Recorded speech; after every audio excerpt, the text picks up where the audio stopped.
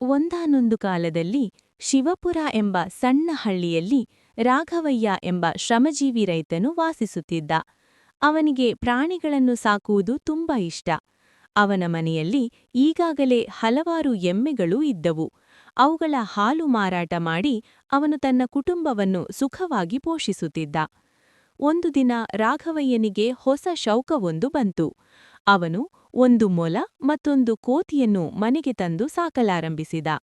ಮೊಲಕ್ಕೆ ಅವನು ಕಿರಣ್ ಎಂದು ಹೆಸರಿಟ್ಟನು. ಅದು ಚುರುಕಾದ, ಧೈರ್ಯವಂತ ಪ್ರಾಣಿ. ಕೋತಿಗೆ ಅವನು ಚೇತನ್ ಎಂದು ಹೆಸರಿಟ್ಟನು. ಆದರೆ ಚೇತನ್ ಸ್ವಲ್ಪ ಆಲಸ್ಯ ಮತ್ತು ನಕಾರಾತ್ಮಕ ಮನಸ್ಥಿತಿಯವನು.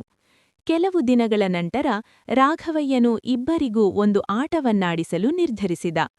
ಅವನು ತನ್ನ ಹೊಲದಲ್ಲಿ ಅನೇಕ ಸಣ್ಣ ಸಣ್ಣ ಗುಂಡಿಗಳನ್ನು ತೋಡಿ ಅವುಗಳನ್ನೆಲ್ಲ ಮಣ್ಣಿನಿಂದ ಮುಚ್ಚಿದ. ಆ ಗುಂಡಿಗಳಲ್ಲಿ ಒಂದರಲ್ಲಿ ಮಾತ್ರ ಅವನು ಒಂದು ಕ್ಯಾರೆಟನ್ನು ಮರೆಮಾಡಿದ. ನಂತರ ರಾಘವಯ್ಯನು ಕಿರಣ್ ಮತ್ತು ಚೇತನಿಗೆ ಹೇಳಿದನು, ಈ ಗುಂಡಿಗಳಲ್ಲಿ ಮರೆಮಾಡಿರುವ ಕ್ಯಾರೆಟ್ ಯಾರು ಹುಡುಕಿ ತರುತ್ತಾರೋ ಅವನೇ ಗೆದ್ದವನು. ಕಿರಣನಿಗೆ ತನ್ನ ಮೇಲೆ ಅಪಾರ ನಂಬಿಕೆಯಿತ್ತು.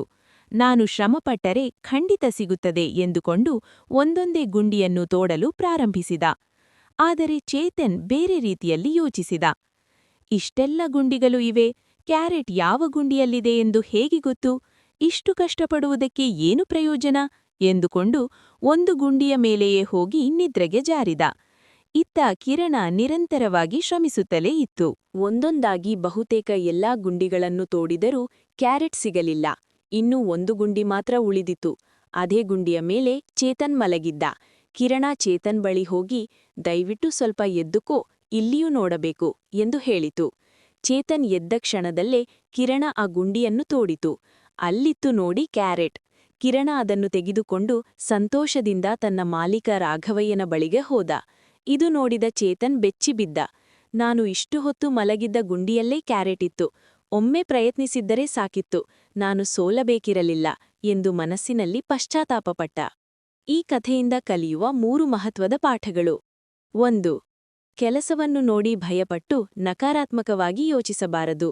ಚೇತನ್ ಕೆಲಸವನ್ನು ದೊಡ್ಡದಾಗಿ ಕಂಡು ಕೈಬಿಟ್ಟ. 2. ಕನಿಷ್ಠ ಪ್ರಯತ್ನವಾದರೂ ಮಾಡಲೇಬೇಕು. ಪ್ರಯತ್ನವಿಲ್ಲದೆ ಭಾಗ್ಯವೂ ಕೈಹಿಡಿಯುವುದಿಲ್ಲ. 3. ಶೀಘ್ರದಲ್ಲಿ ಸೋಲು ಒಪ್ಪಿಕೊಳ್ಳಬಾರದು. ಯಶಸ್ಸು ಯಾವಾಗ ಬೇಕಾದರೂ ಆಗಬಹುದು, ಆದರೆ ಧನಾತ್ಮಕ ಮನಸ್ಸು ಮತ್ತು ನಿರಂತರ ಶ್ರಮ ಇದ್ದರೆ ಗೆಲುವು ಖಂಡಿತ.